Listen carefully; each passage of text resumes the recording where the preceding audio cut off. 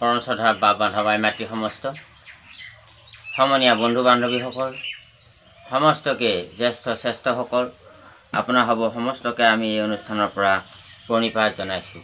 আজি আমি অনুষ্ঠানলৈ লৈ আহিছোঁ এটি সুন্দৰ আমাৰ সমাজত সকলোৱে জানিবলগীয়া আমি কাহিনী আৰু জানিবলগীয়া অতি গুৰুত্বপূৰ্ণ কথা।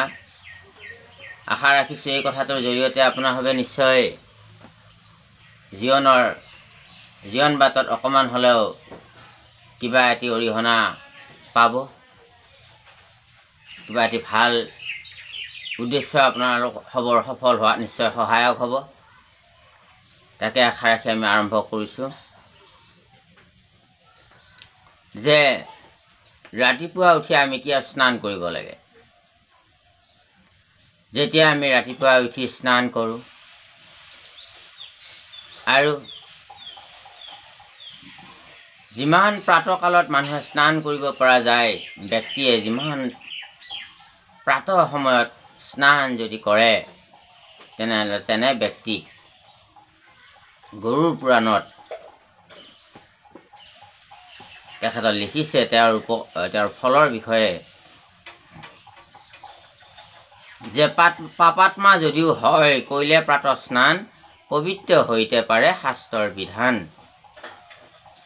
যদি মানুহজন যদি পাপীও হয় বা যদি ব্যক্তি পাপাত্মাও হয় তথাপিতো যদি প্ৰাতঃ স্নান কৰে, খুব পুৱাতে উঠি যদি স্নান কৰে তেতিয়া সেইজন পবিত্ৰ হ'বলৈ পাৰে বুলি শাস্ত্ৰৰ বিধান দিছে।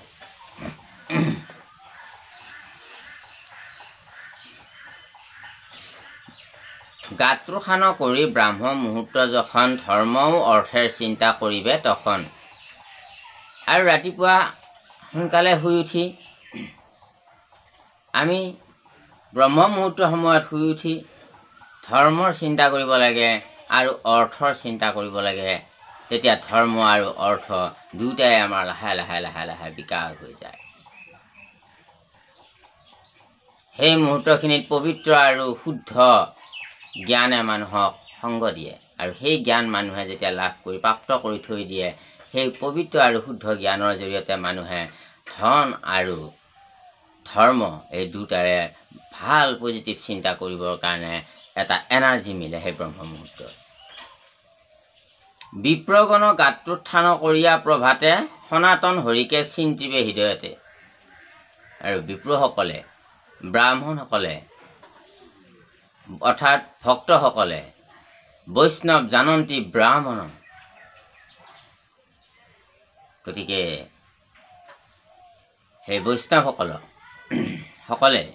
ৰাতিপুৱা প্ৰভাত ব্ৰহ্ম মুহূৰ্তত উঠি সনাতন পৰম শ্ৰীহৰি শ্ৰীকৃষ্ণক আমি হৃদয়ত আৰাধনা কৰিব দিছে, হৃদয়তে চিন্তা কৰিব দিছে তেওঁৰ ৰূপ।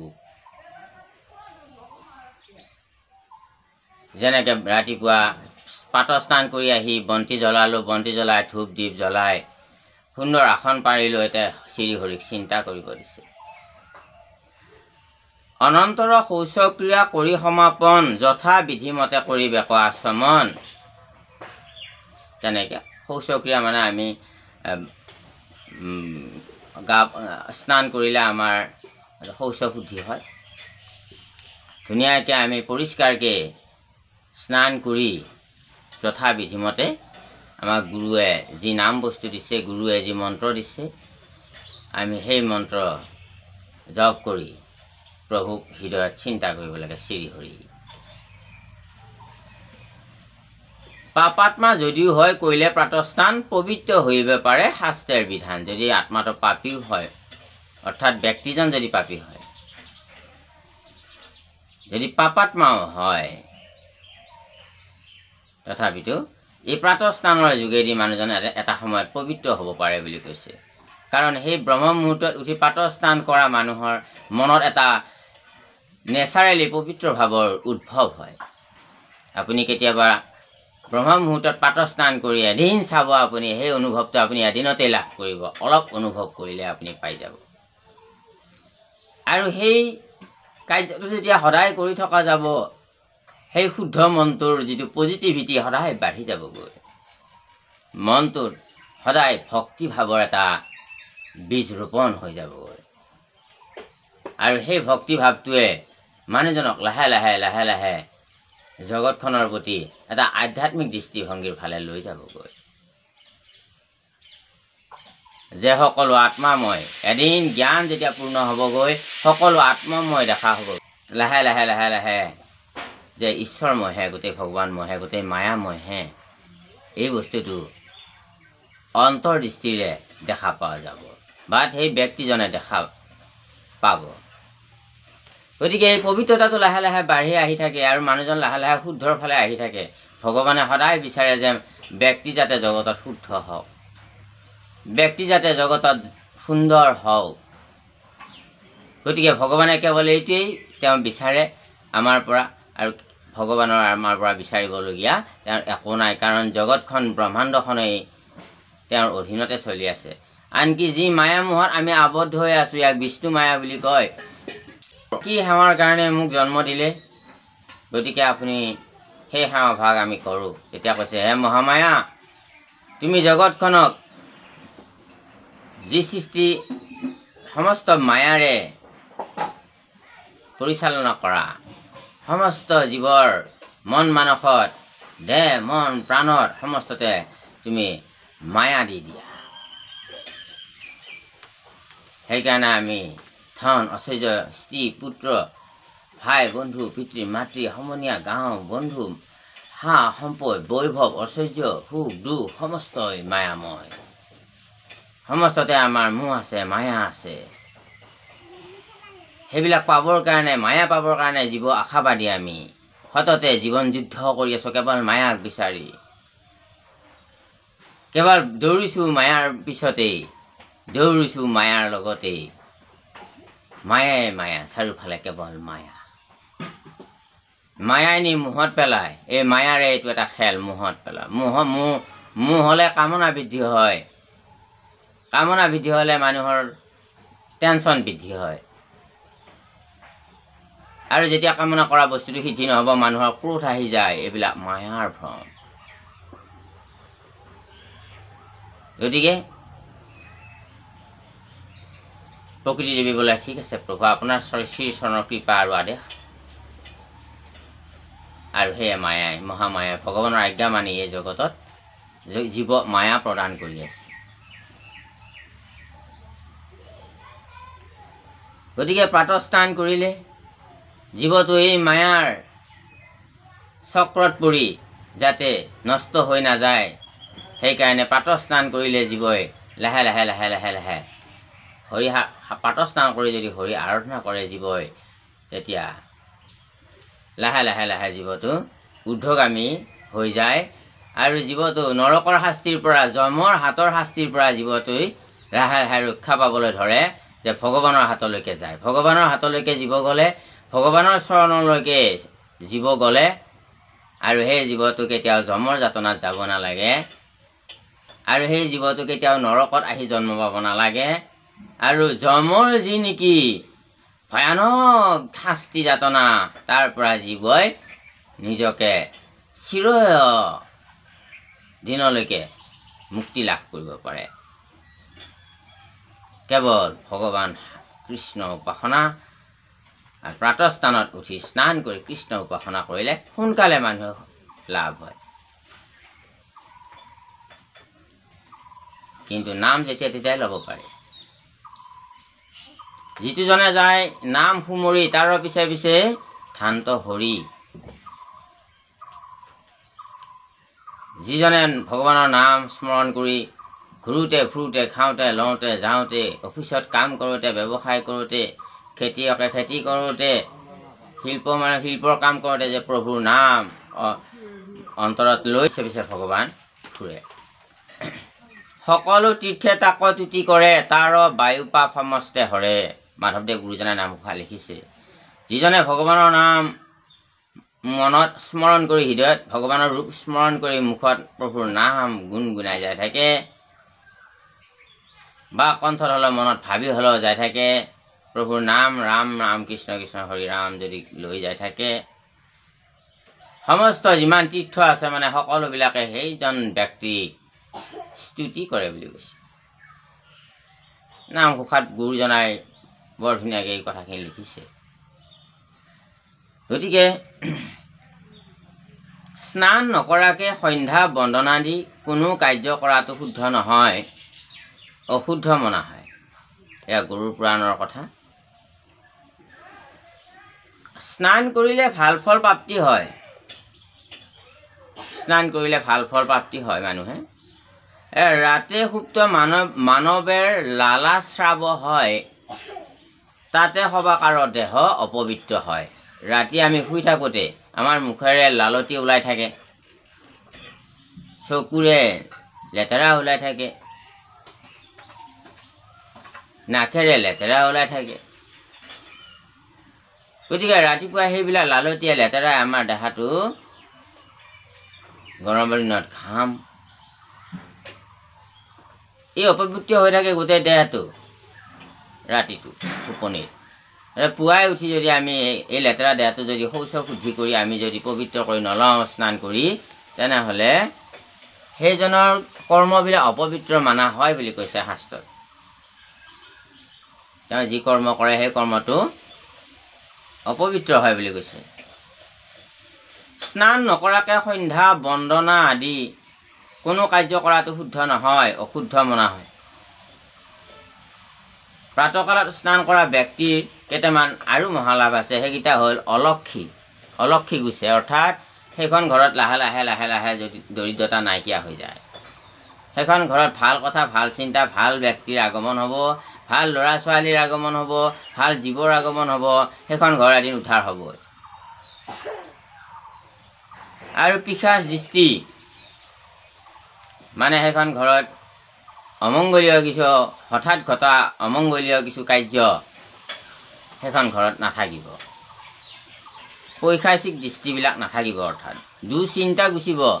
মনত বেয়া চিন্তা দুচিন্তাবিলাক লাহে লাহে নাইকিয়া হৈ মনটো পবিত্ৰ চিন্তাৰে ভৰি পৰিব আৰু শুদ্ধ হৈ যাব মনটো। আনন্দ আহিব তেতিয়া। দুচিন্তা থকা মনত কেতিয়াও আনন্দ জাগৰণ হ'ব নোৱাৰে। সেইকাৰণে দুচিন্তা যিমানেই বাঢ়িব মানুহৰ সিমানে মানুহ ৰোগৰ 64বিধ ৰোগৰ কেইবাবিধ ৰোগে মানুহজনক আক্ৰমণ কৰি আৰু দুৰ্বল কৰি পেলায়।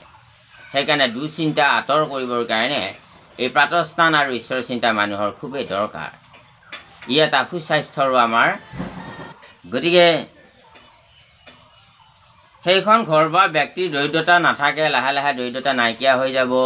কোনো পৈশাচিক দৃষ্টি সেই ব্যক্তিৰ ওপৰত নপৰে আৰু দুচিন্তাই সেই ব্যক্তিজনক নোচোৱে।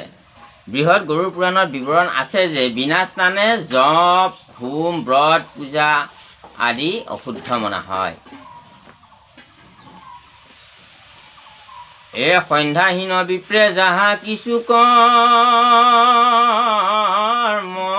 কৰে, সেই সমুদায়ে কোনো ফল নাহি ধৰে। আমাৰ গুৰু আমি সকলো ব্যক্তিয়ে সন্ধ্যা উপাসনা কৰিব লাগে ঈশ্বৰক।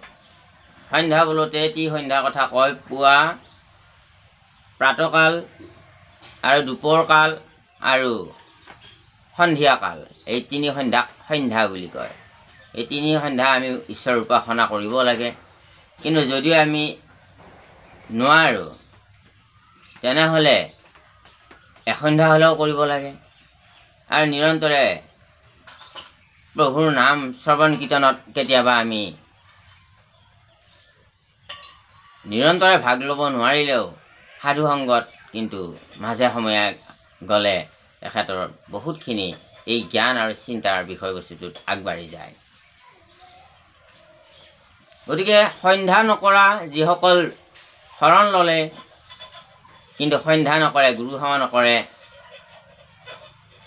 ব্ৰাহ্মণ হৈ যদি গুৰু সেৱা নকৰে, ঈশ্বৰ সেৱা নকৰে, তেনেহ'লে তেওঁৰ সেই সমুদায় কৰ্ম ফলে নধৰে বুলি কৈছে। একো ফল লাভ কৰিব নোৱাৰিব তেওঁ যি কৰ্ম কৰে। ঈশ্বৰৰ পৰা যি ভাল ফল পাব লাগিছিলে জন্মটোত সেই ভাল ফলটো নাপাব। সন্ধ্যাটো এইকাৰণে দৰকাৰী যে যেতিয়া আমি নামঘৰ বা মন্দিৰ আদিত যেতিয়া নেকি সন্ধ্যা কৰোঁ, গুৰুমন্ত্ৰ তাত আমি জপ তপ কৰোঁ, প্ৰভুক অৰ্চন বন্দন কৰোঁ, প্ৰভুক চিন্তন কৰোঁ, তাত আমাৰ জীৱটোৱে এই মায়াৰ পৰা যথেষ্টখিনি হাত সাৰি এটা মায়ামুক্ত চিন্তা, এটা নিষ্কাম চিন্তা জীৱটোৱে লাভ কৰিবলৈ, এটা নিৰ্গুণ চিন্তা জীৱটোৱে লাভ কৰিবলৈ সুবিধা পায়, যাৰ ফলত হৰিনামৰ লগত সংযোগ হৈ থকা যায়। সন্ধ্যাটোৰ জৰিয়তে প্ৰভুৰ লগত সংযোগ হৈ থকা যায়। তেতিয়া লাহে লাহে জীৱটোৱে এটা শক্তি লাভ কৰে আৰু মায়াই তেতিয়া লাহেকৈ সেইজন জীৱক অলপ নিস্তাৰ দিয়ে। মায়াই লাহে লাহে লাজ পাই কাটি কৰি সেইজন ব্যক্তিক লাহে লাহে আঁতৰ হৈ যাবগৈ, কিন্তু সহজত নিদিয়ে, এইটো বহুত সাধনাৰ মূৰত হয়।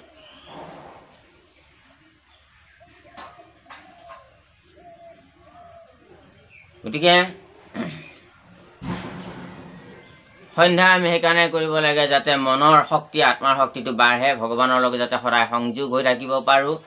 তেতিয়া আমাৰ ভগৱানৰ শক্তি আমাৰ দেহলৈকে, ব্যক্তিৰ দেহলৈকে আহি যায়, ভক্তৰ দেহলৈকে আহি যায়, কিছু কিছু অলপকৈ। কিন্তু সন্তজনে ঈশ্বৰৰ সেই শক্তিটো কেতিয়াও অপব্যৱহাৰ নকৰে, আৰু দুষ্টজনে শক্তি পালে দুৰ্ব্যৱহাৰ কৰি নিজেও নষ্ট হয়, আনক নষ্ট কৰিব বিচাৰে। সেয়া ভগৱানেও সেইটো সহায় নকৰে। সেইকাৰণে শক্তিৰ সৎ প্ৰয়োগটো ব্যক্তিৰ অত্যন্ত জানিবলগীয়া কথা।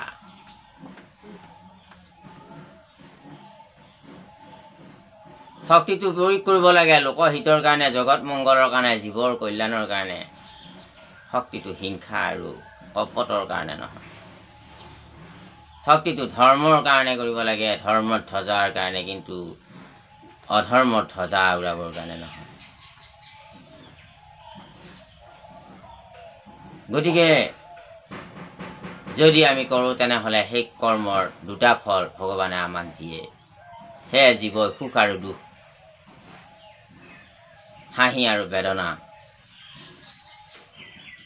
সুখ আৰু আনন্দ এইবিলাক লৈ পৃথিৱীত ভিন্নজনে ভিন্নভাৱে জীয়াই আছে। পূৰ্বকালে বেদজ্ঞ ব্ৰাহ্মণ শুদ্ধমতি, সন্ধ্যা উপাসনা লভেন শ্ৰেষ্ঠ গতি। সেই পূৰ্বকালে বেদজ্ঞ ব্ৰাহ্মণ শুদ্ধমতি, সন্ধ্যা উপাসনা লভেন শ্ৰেষ্ঠ গতি। পূৰ্বকালতো যিসকল বেদজ্ঞ আছিলে, বেদ জানে, তেওঁলোকে বেদৰ সম্পূৰ্ণ অভিজ্ঞ থকা ব্যক্তিসকল যি আছিল, ঋষি মুনি, সাধু সন্ত, দেৱতা, প্ৰজাপতি, সপ্ত ঋষি আদি কৰি মনুসকলকে ভিতৰ কৰি এইসকল বেদজ্ঞ আছিল। আৰু ব্ৰাহ্মণসকল আছিল বিষ্ণুক জানন্তী ব্ৰাহ্মণ। এই ব্ৰাহ্মণসকল যি বিষ্ণুৰ উপাসকসকল আছিল, একান্ত উপাসকসকল, সেইসকলক ব্ৰাহ্মণ বোলা হৈছে। গতিকে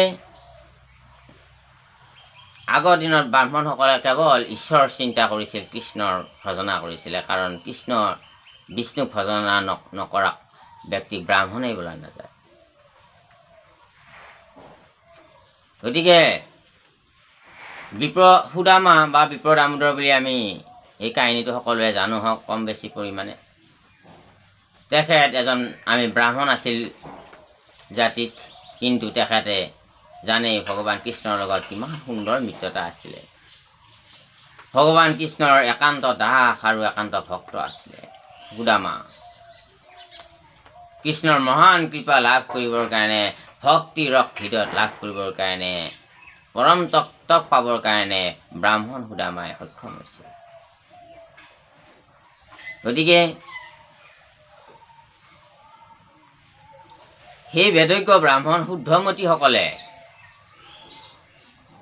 সন্ধ্যা উপাসনা কৰিছিল কৃষ্ণৰ ঈশ্বৰৰ, আৰু এটা সময়ত তেখেতসকলে শ্ৰেষ্ঠ গতি লাভ কৰিছে বুলি কৈছে। হে সন্ধ্যাই উপাসনা কাৰ্য কৰিয়া বৰ্জন,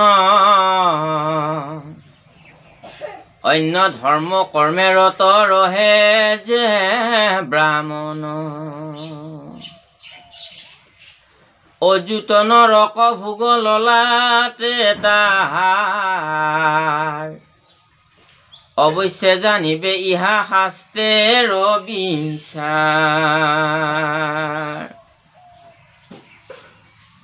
সন্ধ্যা উপাসনা পুৱা, দুপৰীয়া আৰু সন্ধিয়া কাল, এই তিনিটা কাল। পাৰিলে 3 সন্ধ্যা লাগে, নোৱাৰিলে 2 সন্ধ্যা, তাকো নোৱাৰিলে 1 সন্ধ্যা। যদি আমি ঈশ্বৰ উপাসনা বৰ্জন কৰি অন্য ধৰ্ম কৰ্ম, অন্য কথাতহে আমি ৰতি প্ৰীতি কৰি থাকোঁ, টিভি চাই, মোবাইল টিপি, এনে গ্ৰাম্য কথা পাতি যদি সময়টো আমি তেনেকৈ পাৰ কৰোঁ, তেতিয়াহ'লে অযুত বছৰ সেইজন ব্যক্তি যে নৰক ভোগ কৰে বুলি কৈছে। অযুত নৰক ভোগ ললাতে তাহাৰ, তাৰ কপালত অযুত নৰক ভোগৰ যাতনা বিধিয়ে লিখি দিয়ে। এইটো শাস্ত্ৰৰে বিচাৰ। সন্ধ্যা উপাসনাটো সেইকাৰণে ব্যক্তিৰ বাবে, ভক্তৰ বাবে অতি দৰকাৰী। কেতিয়া আমি সন্ধ্যা উপাসনা কৰিব ঘৰত নাই, নামঘৰত পৰা নাই, কিন্তু আমি গাড়ীতে গৈ আছোঁ, ক'ৰবালৈ যাত্ৰা কৰি গৈ আছোঁ, বা আমি অন্য ঠাইত থাকিলোঁ, তেতিয়া আপুনি য'তেই আছে ত'তেই ঈশ্বৰক আৰাধনা কৰক। মনেৰে আপুনি সেই মন্ত্ৰখিনি ভগৱানক দিয়ক, ঈশ্বৰৰ মূৰ্তিত ধ্যান কৰি লৈ, ভগৱান বিষ্ণুৰ মূৰ্তিত ধ্যান কৰি লৈ সেই গুৰুমন্ত্ৰ আপুনি তেখেতক প্ৰদান কৰক। গুৰুমন্ত্ৰ জপ তপ কৰি তেখেতক আৰাধনা কৰি তেখেতক অৰ্পণ কৰক, আৰু অপৰাধ বিনাশনৰ ঘোষা গাই আপুনি গুৰু সমৰ্পণ কৰিব পাৰে। আপোনাৰ সন্ধ্যা উপাসনা হৈ যায়।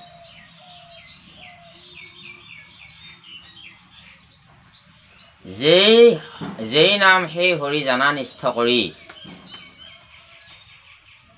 নামৰ লগত থাকে আপুনি শ্ৰী হৰি। গতিকে যে নাম প্ৰভুৰ, সেই তাতেই এই নামকে ঈশ্বৰ বুলি কৈছে। যেই নাম সেই হৰি, নামে ঈশ্বৰ, ঈশ্বৰেই হৰি, নামে ঈশ্বৰ, ঈশ্বৰেই নাম,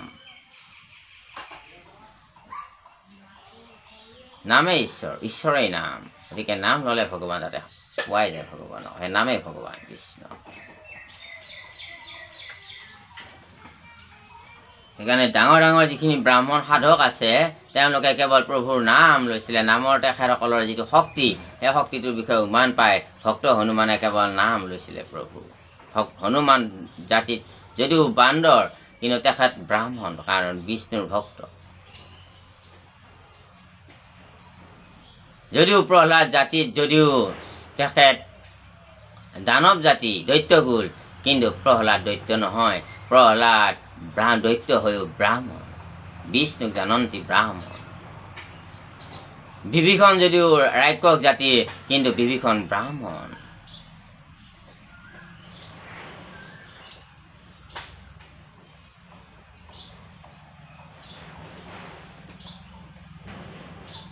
হে ৰাম ৰাম ৰাম, তাই সন্ধ্যা উপাসনা কৰিবে সাধন, উপাসক প্ৰতি তুষ্ট সদা দেৱগণ। সেইকাৰণে সন্ধ্যা উপাসনাটো আমাৰ খুবেই দৰকাৰ। আৰু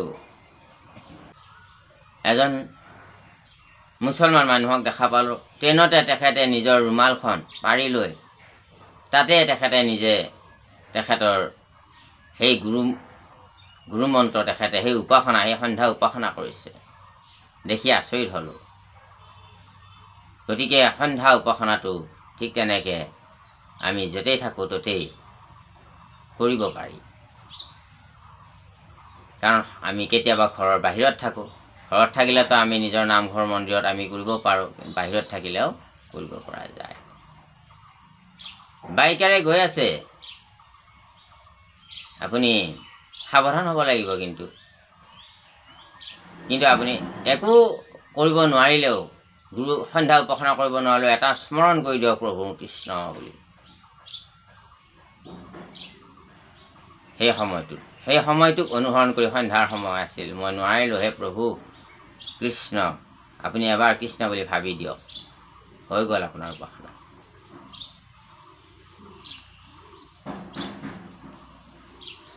উপাসকৰ প্ৰতি তুষ্ট সদা দেৱগণ, যিয়ে উপাসনা কৰে তেওঁৰ প্ৰতি ভগৱান আৰু দেৱতাসকল, আপুনি যি ইষ্টদেৱকো বিভিন্নজনে বিভিন্ন ইষ্টদেৱক ভজনা কৰে, শাস্ত্ৰত কৈছে যোনে তেওঁলোকৰ তুষ্ট হৈ যায়। বিষ্ণু যিসকল ভক্ত আছে, বিষ্ণু ভক্ত, বৈষ্ণৱ, ব্ৰাহ্মণ, তেওঁলোকে সদায় ভগৱানক আৰাধনা কৰে আৰু ভগৱান তুষ্ট হৈ যায়গৈ। আৰু যিসকল দেৱী উপাসক আছে, তেওঁলোকেও তেনেকৈ নিজে দেৱ দেৱীসকল সন্তুষ্ট হৈ যায়গৈ। গতিকে আমি যি কৰ্ম কৰোঁ তাৰে ফল পোৱা যাব।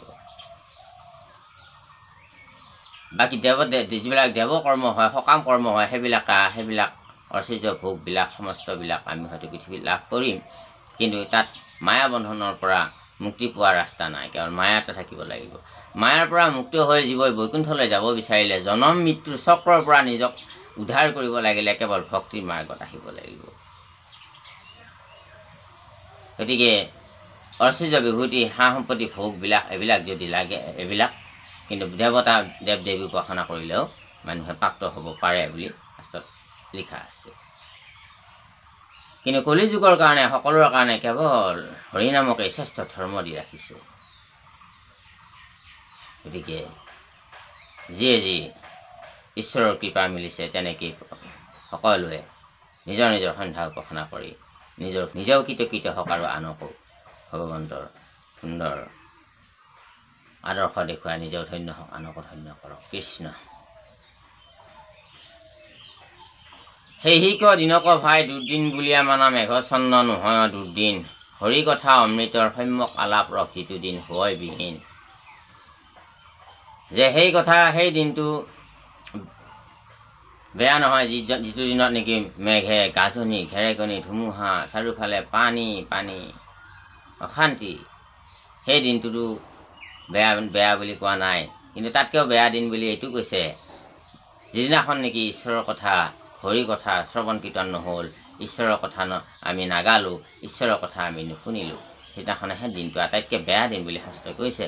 গতিকে সততে এই কৃষ্ণ কথা শ্ৰৱণ কীৰ্তন কৰি আপোনাৰ সবৰ জীৱন ধন্য কৰক। আৰু চেনেলটো ছাবস্ক্ৰাইব কৰি ৰাখি আপোনাৰ সবে আমাৰ এই ভিডিঅ'বিলাক পাবৰ কাৰণে, সহজতে পাবৰ কাৰণে সক্ষম হ'ব, তাকে আশা ৰাখি আপোনাৰ সবৰ শ্ৰীচৰণত প্ৰণিপাত জনাইছোঁ। আজি আমাৰ ভিডিঅ'টো ইমানতে এৰিছোঁ। কৃষ্ণ কথা আমি ইমানতে এৰি আপোনাৰ সবৰ সবাকে সৰ্ব অপৰাধৰ বঢ়া দুটাৰ ক্ষমা বিচাৰি সেৱা জনাইছোঁ।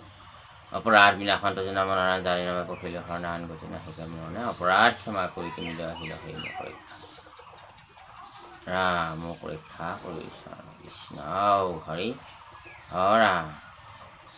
শ্ৰীমন্ত শংকৰ হৰি ভকতৰ জানা যেন কল্পতৰু, তাহান্ত বিনাই নাই ৰাম, তাহান্ত বিনাই নাই আমাৰ পৰম গুৰু। কৃষ্ণ কৃষ্ণ হৰি হৰা কৃষ্ণ।